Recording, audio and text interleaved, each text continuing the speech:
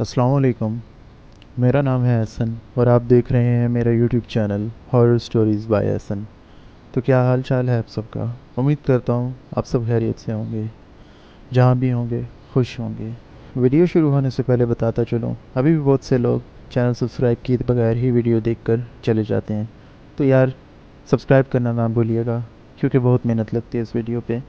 आज की हमारे पास दो स्टोरीज़ हैं। पहली स्टोरी जो हमें उमर ने इस्लामाबाद से भेजी है, और दूसरी स्टोरी जो कि हमें हफ्सा ने लाहौर से भेजी है। तो बढ़ते हैं अपनी स्टोरी की तरफ।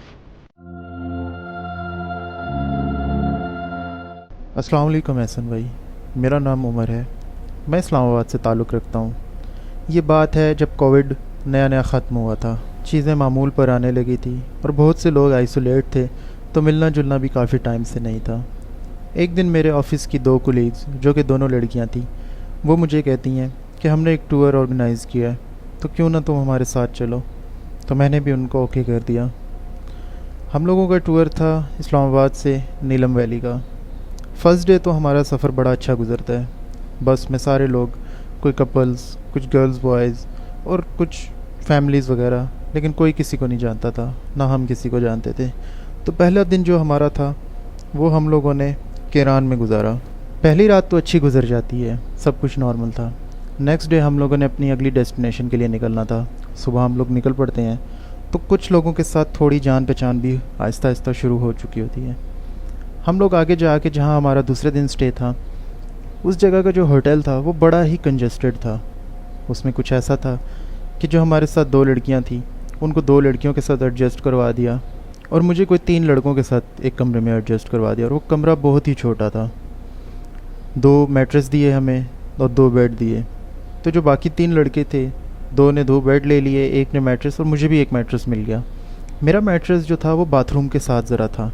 जो भी बाथरूम जाता मेरे ऊपर से गुज़र के जाता, और बाथरूम से कुछ स्मेल आना, बाथरूम का थोड़ा बहुत पानी मेरे मैट्रेस को लगना, तो मैं बहुत ज़्यादा ना तंग हो रहा था। मुझसे वहाँ बर्दाश्त नहीं हो रहा था, ना मुझसे लेटा जा रहा था। मैं उनको कहता हूँ कि यार मेरे से यहाँ नहीं लेटा जा रहा, मैं बाहर जाके सो रहा हूँ। मैं बाहर आता हूँ, कुछ देर एक कुर्सी रख के बैठता हूँ आग लगा के, लेकिन मुझे नींद वहाँ भी नहीं आती, क्योंकि सर्दी बहुत ज़्यादा थी। फिर मैं बाहर निकलता हूँ, देखता हूँ कि कोई रिसेप्शन पे बैठा हो, और उससे मैं कोई और रूम ले लूँ एक्स्ट्रा पे करके। मैं रिसेप्शन पर जाके बात करता हूँ, लेकिन मुझे कोई रूम नहीं मिलता। कहते हैं कि सब रूम बुकड हैं। मैं बाहर रोड पे निकलता हूँ, आसपास सात दो तीन और भी होटल से। मैं वहाँ जाता हूँ, उनसे बात करता हूँ, उनसे पूछता हूँ कि मुझे रूम चाहिए एक रात के लिए। मैं एक टूर एजेंसी के साथ पास के ही एक होटल में आया हूँ, और मेरे साथ के लोग वहाँ स्टे कर रहे हैं, तो मुझे वहाँ भी रूम नहीं मिल पाता। अब मैं वापस होटल आता हूँ, तो जो जिसने हमें खाना सर्व किया था और जिसने हमारे लगेज वगैरह उतारे थे गाड़ी से, कोई मुलाजिम होगा उस होटल का जहाँ पे सारे लोग ठहरे हुए थे, तो मुझे वो मिलता है, और उसको मैं बताता हूँ कि ये मसला है मेरे साथ कमरे में, और मेरे से सोया नहीं जा रहा और मुझे कोई जगह नहीं मिल रही। तो वो मुझे कहता है कि आपको मैं एक जगह स्टे करवा सकता हूँ, लेकिन थोड़े से पैसे लगे, अगर आपका दिल माने तो मुझे बताइएगा। मैं उसी टाइम उसको कोई 2-3 हज़ार रुपया दे देता हूँ, और मैं कहता हूँ आओ। वो कहता है आप अपना जो सामान लाना चाहते हैं ले आएँ।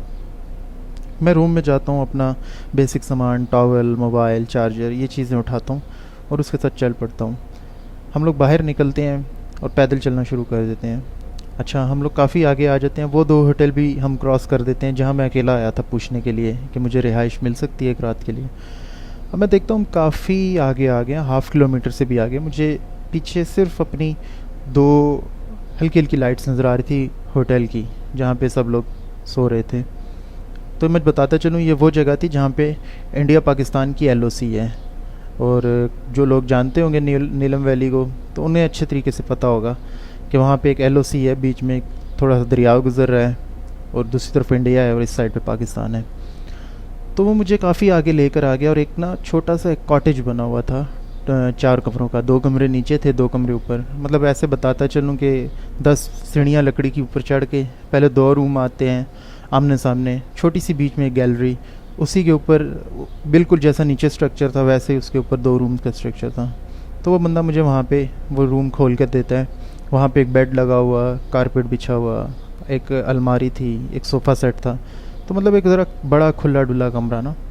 और वो मुझे वहाँ पे कहता है कि ये आपका रूम है, और ये आप लॉक रख लें, जब आप सुबह आएँ तो लॉक लगा के आइएगा।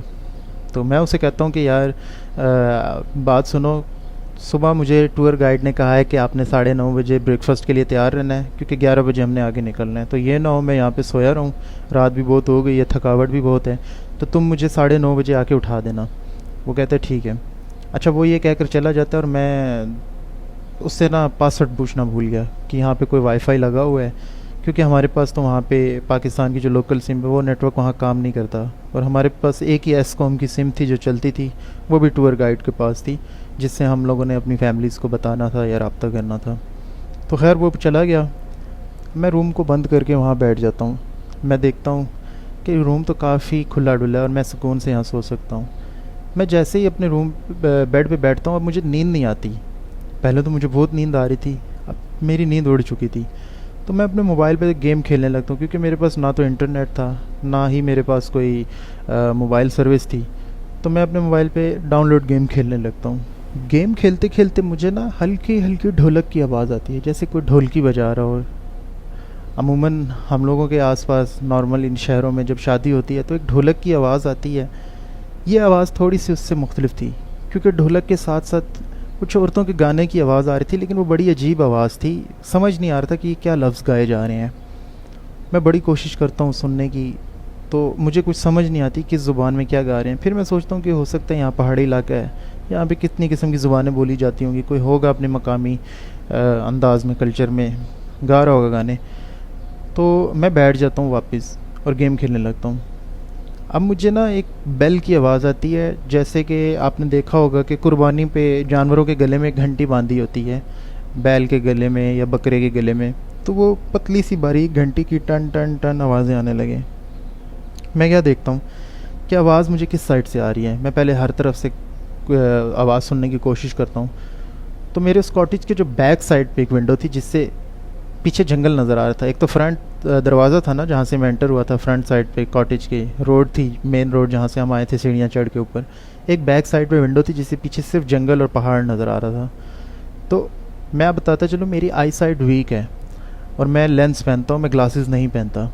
तो ट्रैवल के दौरान मैंने कहीं अपनी आँख को रब किया, जिसकी वजह से मेरा एक लेंस टूट गया था और मेरी एक आँख में एक लेंस लगा हुआ है। मुझे एक आँख से थोड़ा ब्लर नज़र आ रहा है और एक आँख से मुझे क्लियर नज़र आ रहा है। मैं उस विंडो से देखता हूँ कि ये बेल की आवाज़ कहाँ से आ रही है। तो क्या देखता हूँ, पीछे मुझे नज़र आता है एक बहुत बड़ा बकरियों का रेवड़ जा रहा है। बकरियाँ और वो चल रही हैं और टन टन उनके गलों से आवाज़ें आ रही हैं, जो बेल बज रही थी उनकी गली में घंटी। और मैं देखता हूँ कि उनके साथ कोई शायद ये इस टाइम रात को रेवड़ जा रहा है इतना।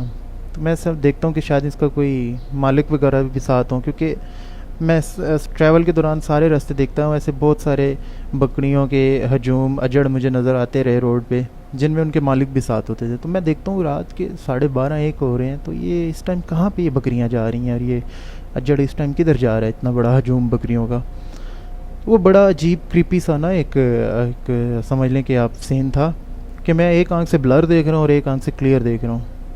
तो मैं देखता हूँ कि शायद अभी ये बकरियों का ये ख़त्म हो तो फिर मैं आगे जाके देखूँ कि कोई शायद ये बंदा लेकर जा रहा हो। तो मुझे काफ़ी देर कोई नज़र नहीं आता, बकरियाँ जा रही हैं और उनकी तादाद ख़त्म ही नहीं हो रही।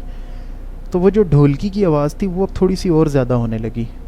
तो फिर मेरा ना ध्यान फिर ढोलकी की तरफ हो जाता है। मैं वापस खिड़की बंद करके बेड पे आ जाता हूँ। तो अब मुझे ना थोड़ा सा फ़ील होने लगता है कि यहाँ पे ना कुछ गड़बड़ है, कुछ मामलात ख़राब हैं, क्योंकि मैं जैसे ही बेड पे वापस आके बैठा तो वो घंटियों की आवाज़ रुक गई और वो ढोलकी की आवाज़ तेज़ हो गई।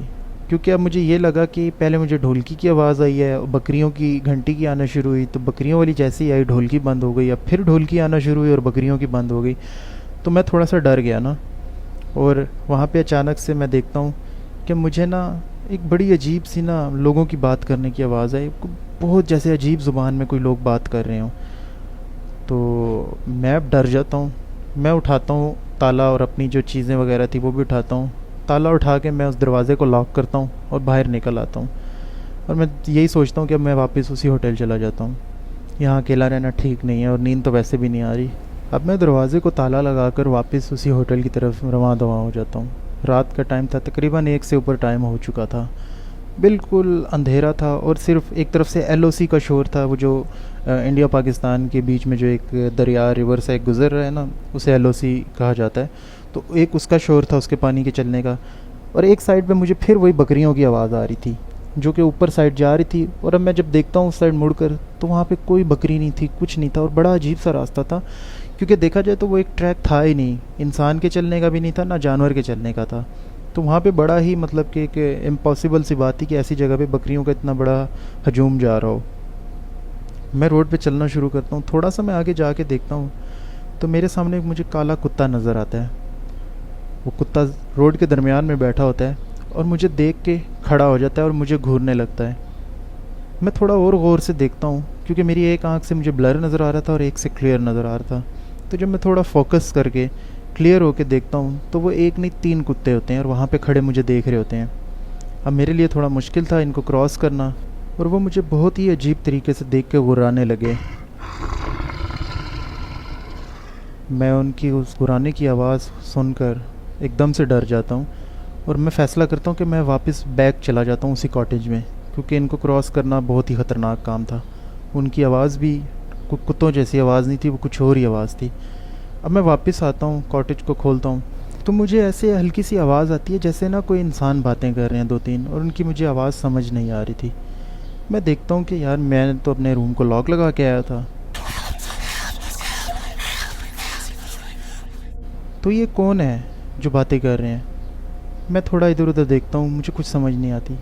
फिर मैं देखता हूँ कि शायद ये जो ऊपर के 2 रूम्स हैं यहाँ कोई हो। अच्छा बताता चलूँ, मेरे कॉटेज जो मेरा रूम था उसके बिल्कुल सामने रूम था। जैसे मैंने आपको बताया 2 रूम थे आमने सामने, और फिर एग्जैक्ट उसके ऊपर भी आमने सामने, टोटल 4 रूम थे। तो नीचे जो मेरा रूम था उसके सामने वाला जो रूम था उसको लॉक लगा हुआ था, उसको ताला लगा था, जो मैं पहले ही देख चुका था। लेकिन मुझे ऊपर के 2 रूम्स का नहीं पता था। मैं सीढ़ियाँ चढ़ के ऊपर जाता हूँ और मैं देखता हूँ कि एहसन भाई वहाँ पे भी लॉक लगा हुआ है दोनों कॉटेजेस को। तो एकदम मेरे दिल में ना बड़ा ही शदीद झटका मुझे लगता है, खौफ का ऐसा एक आलम था वहाँ पे, कैफियत थी जो मैं लफ्ज़ों में बयान नहीं कर सकता। वो मुझे पता है जो मैंने वहाँ पे फ़ील किया उस वक्त। तो मैं नीचे आ जाता हूँ और मैं थोड़ा घबरा के अपना रूम बंद करके अंदर बैठ जाता हूँ। एहसन भाई, मैं आपको बता नहीं सकता कि मेरे बेड पे बैठने की ही देर होती है कि वो ढोलकी की आवाज़ मुझे फिर सुनाई देती है, और अब की बार वो पहले से भी ज़्यादा ऊंची सुनाई दे रही थी।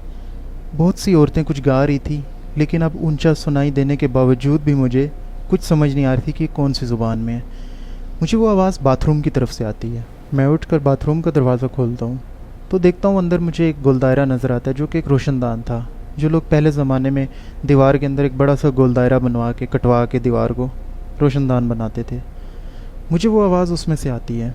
मैं कान लगाकर उस रोशनदान की तरफ सुनने की कोशिश करता हूँ कि आखिर ये कौन सी ज़ुबान में गाना गा रहे हैं, तो मुझे कुछ समझ नहीं आती। और वो मुझे ऐसा लगता है कि जैसे इस रोशनदान के बाहर ही कोई गाने गा रहा हो। वो आवाज़ इतनी करीब से आने लगी थी। मैं डर के एकदम से वापस जाके बेड पे बैठ जाता हूँ। अब मेरा दिमाग थोड़ा सा मेरे आपे से बाहर हो रहा था, क्योंकि मुझे कुछ समझ नहीं आ रही थी। मेरे साथ एक वक्त में इतना कुछ होने लग गया था, ना मैं बाहर निकल सकता था कि वो बड़े ही खौफनाक किस्म के कुत्ते बाहर बैठे थे जो मुझे बड़ी अजीब नज़रों से देख के गुर्रा रहे थे, और अंदर मेरे साथ ये सब हो रहा था। एहसन भाई, मेरी ये कैफियत थी कि मैं बस ये सोच ही रहा था कि अचानक उस टाइम लाइट चली जाती है। उफ़,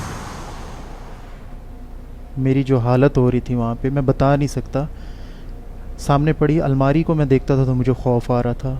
सामने एक पुराने दौर का अजीब सा सोफ़ा पड़ा था, उसे देखता था तो खौफ आ रहा था। मतलब कि आप मेरे लफ्ज़ों को आप अगर समझने की कोशिश करें तो आप भी इमेजिन कर लें कि मेरी उस टाइम क्या हालत थी। तो मैं वहाँ पे बेड पे बैठा हुआ सोच ही रहा होता हूँ कि अब मैं करूँ तो क्या करूँ। इतने में मेरे खौफ से मुझे नींद आ जाती है।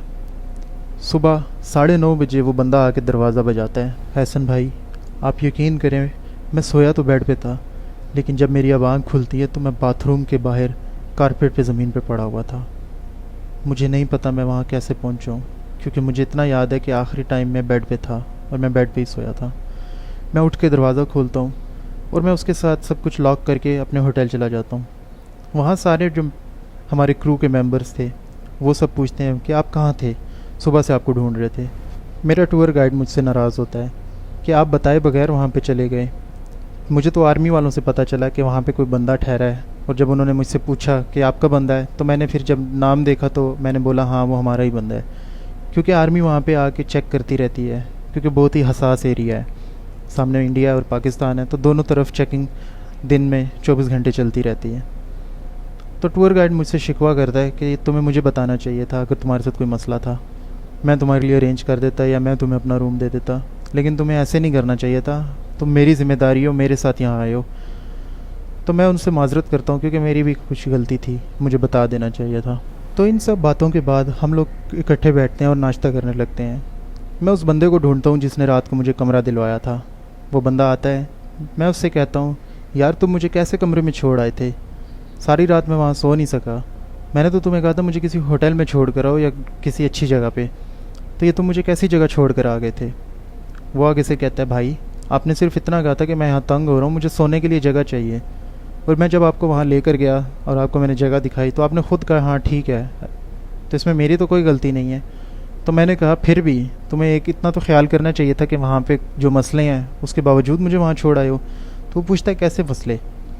फिर मैंने उसको बताया जो मेरे साथ रात को जो कुछ सब कुछ हुआ। तो वो आगे से हंसने लगा, उसने कहा कि यहाँ पे तो कोई बंदा नहीं रहता, कोई घर नहीं है, तो आपने कैसे सुन लिया और कि आपके साथ ऐसा कैसे हो गया। तो वो ये बात करके चला गया। अब हम लोग काफ़ी मिलजुल चुके थे, सारे काफ़ी घुल मिल गए थे। तो हम लोग वापस बस में बैठे, हमने आगे सफ़र तय करना था। तो बस में भी मुझसे सब लोग अब पूछने लगे, मेरी फ्रेंड्स भी मुझसे पूछने लगी, उनको मैंने सब बताया। अच्छा, टूर गाइड भी फिर मुझे दोबारा से कहता है कि आपको ऐसी गलती नहीं करनी चाहिए थी। हमारा जो बस ड्राइवर था वो शायद उसी इलाके का कोई मकामी था।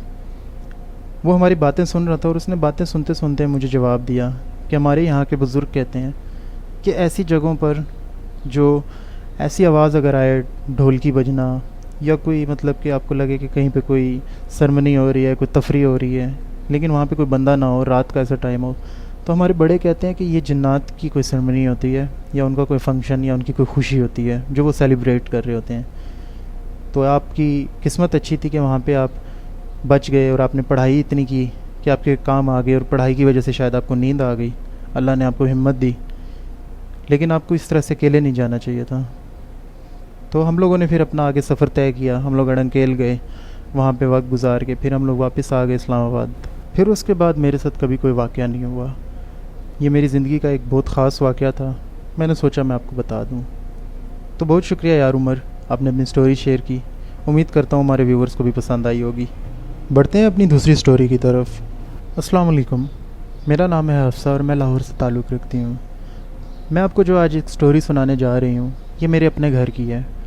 कुछ साल पहले मेरे बाबा को लाहौर में ही कंपनी की तरफ से एक घर मिला था। हमने रहना बहुत मुख्तसर वक्त के लिए था उस घर में, क्योंकि उसके बाद हम लोगों ने अमेरिका चले जाना था और हमने कोई 6 महीने उस घर में रहना था। अच्छा, शुरू में जब हम उस घर में शिफ्ट हुए तो उस घर में सब कुछ नॉर्मल था, कोई एक्टिविटी नहीं थी, कुछ भी नहीं था। वक्त के साथ साथ हमें फ़ील होने लगा कि इस घर में कुछ गड़बड़ है। इसमें मैं, मेरे भाई, मेरी मामा और मेरे बाबा रहते थे। हम 4 लोग थे और कभी कभार हमारे मामू भी आ जाते थे। तो उस घर में कई दफ़ा मुझे भी फ़ील हुआ कि कुछ गड़बड़ है और मेरी मामा को भी। इस घर में ऊपर एक कमरा था जो बंद था, मतलब कि था तो हमारे पास ही, लेकिन वहाँ पे कुछ सामान रखने की ज़रूरत नहीं थी, वो खाली था और उसको भी हमने खाली ही रहने दिया। तो अक्सर हम लोग शाम को छत पे होते थे तो हमें उस कमरे से ऐसे फ़ील होता था जैसे कोई गुज़र रहा है या उसमें किसी का आना हुआ है या उधर कोई ना मसला है। तो हम लोग ज़्यादा देर छत पे कभी भी नहीं रहते थे, अंधेरा होने से पहले नीचे आ जाते थे। उस रूम में हमने एक अलमारी रखी थी जिसके अंदर सिर्फ बर्तन थे, कांच के और लोहे के। उसके अलावा वहाँ पे कुछ भी नहीं रखा था, खाली कमरा था और बहुत बड़ा कमरा था। तो अक्सर हम रात को सो रहे होते थे तो ऊपर से बर्तन टूटने की आवाज़ आती थी, और जब हम सुबह जाके देखते थे तो हमारी 1 से 2 प्लेट या कोई कप वगैरह टूटा हुआ ज़मीन पे पड़ा मिलता था। तो ये देख के हम लोग समझ चुके थे कि इस कमरे में जो मामलात हैं वो शायद बहुत ज़्यादा हैं, और शायद उन्हें पसंद भी नहीं है हमारा ऊपर आना या फिर ये यहाँ पे ये सामान रखना। वक्त गुज़रता गया, हमें 1 मंथ हो चुका था इस घर में। अब बहुत ज़्यादा काम ख़राब होने लगा था, बर्तन नीचे आने लगे थे, बाकायदा सीढ़ियों से नीचे आके टूटते थे। हम लोगों ने तय किया कि ये घर खाली कर देते हैं, लेकिन बाबा ने कहा कि हम लोगों ने तो वैसे भी अमेरिका चले जाना है, तो कैसे भी करके थोड़ा और सर्वाइव कर जाते हैं, और इस चीज़ को कोशिश करना है कि परेशान नहीं करना हो, ऊपर जाना बिल्कुल बंद, कोई ऊपर नहीं जाएगा तो शायद उसको मसला भी ना हो। हम लोगों ने ये फ़ैसला किया कि जो सीढ़ियों का दरवाज़ा उसे बंद कर देते हैं और ऊपर किसी ने नहीं जाना, और वो सीढ़ियों का दरवाज़ा हम मुस्तकिल बंद कर देते हैं। मैं बताती चलूँ कि कुछ दिन बाद मैं और मेरी मामा घर में अकेले थे। अब हमारे जो घर में जो एंट्रेंस थी ना नीचे, उसके ऊपर ना जो टीवी लॉन्च था उसके ऊपर एक जाली लगी थी। जाली मतलब कि आप कह लें जंगला लगा हुआ था, ऐसा जंगला कि उसके अंदर बारीक बारीक लाइनें थी और नीचे से ऊपर नज़र आता था कि ऊपर कोई एरिया है, और ऊपर से नीचे भी क्लियर नज़र आता था। मतलब कि वो इतना गैप था उन जालियों में कि आप अपना हाथ अगर दे दें तो आराम से अंदर घुस जाता था, आपकी बाजू एंटर हो जाती थी। तो मैं और मामा घर में अकेले थे, तो अचानक वहाँ से नीचे बर्तन गिरते हैं और टूटते हैं कांच के। मैं चीखें मारने लग जाती हूँ बहुत ज़्यादा। मेरी मामा डर जाती हैं, लेकिन मामा मुझे अपने गले से लगा लेती हैं और फ़ौरन बाबा को कॉल करती हैं। मेरा भाई भी घर आ जाता है और मामा मामू को भी कॉल कर लेती हैं। अब मामू जब आते हैं तो वो सब ये देखते हैं।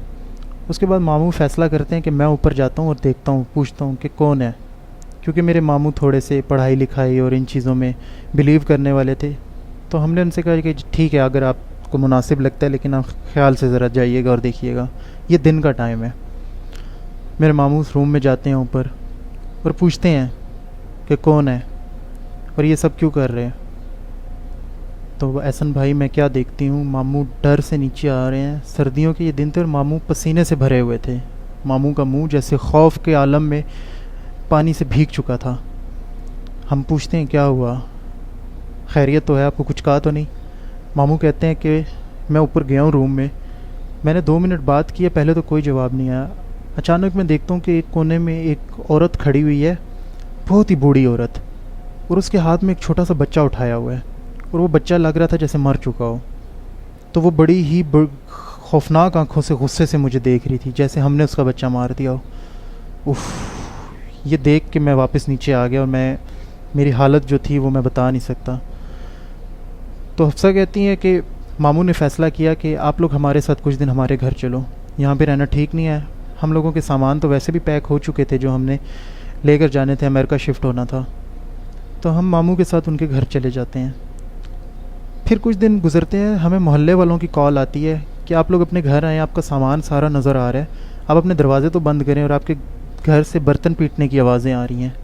हम बड़े हैरान होते हैं कि हम तो घर को ताला लगा कर आए थे, लॉक लगा कर आए थे, और सामान तो हमारा नीचे रूम्स में पड़ा था। बाबा जाते हैं, भाई और मामू देखते हैं कि गली में वो हमारा पूरा दरवाज़ा खुला हुआ है, और जो हमारा सारा सामान था वो टीवी लाउंज में पड़ा हुआ और सामने गली से ही नज़र आ रहा था। उफ़, हम लोग वहाँ पे सिर्फ यही सोचते हैं कि बस अब इस घर में आना ही नहीं है, कदम ही नहीं रखना। मामू भाई अब उसी दिन सारा सामान लेकर यहाँ मामू के घर ले आते हैं, और उस दरवाज़े को बंद करके लॉक करके चाबियाँ जो थी वो उनके ऑनर्स को दे देते हैं। महल्ले वाले आज भी हमें बताते हैं कि उस घर से चीखो पुकार की आवाज़ें आती हैं। हालांकि हम लोगों को आज 2 साल हो गए अमेरिका आए हुए, तो ये बात काफ़ी पुरानी हो चुकी है, लेकिन फिर भी लोगों का कहना है कि आज भी आवाज़ें आती हैं उस घर से, और उस घर में अभी तक कोई नहीं रह पा रहा। तो ये मेरी एक स्टोरी थी, अगर आपको पसंद आए तो शेयर कीजिएगा। तो बहुत शुक्रिया हफ्सा, आपने अपनी स्टोरी हमसे शेयर की। उम्मीद करता हूँ हमारे व्यूअर्स को भी पसंद आएगी। मैं अपने व्यूअर्स को बताता चलूँ कि लास्ट मैंने जो एक स्टोरी अपलोड की थी 2 ट्रक ड्राइवर्स की, वो आप लोग लाजमी सुने। वो बहुत ड्राउनी स्टोरी है। वो स्टोरी तो एक दफ़ा सुनकर मैं भी समझ लें डर सा गया था। मैं ऊपर आई बटन में वो स्टोरी शेयर कर रहा हूँ 2 ट्रक ड्राइवर्स वाली, आप लोग वो स्टोरी जाकर देखें और अपनी आंखें बंद करके उस स्टोरी को सुनिएगा। मिलता हूँ मैं आपसे फिर किसी वीडियो में। ख्याल रखिएगा अपना। अल्लाह हाफिज़।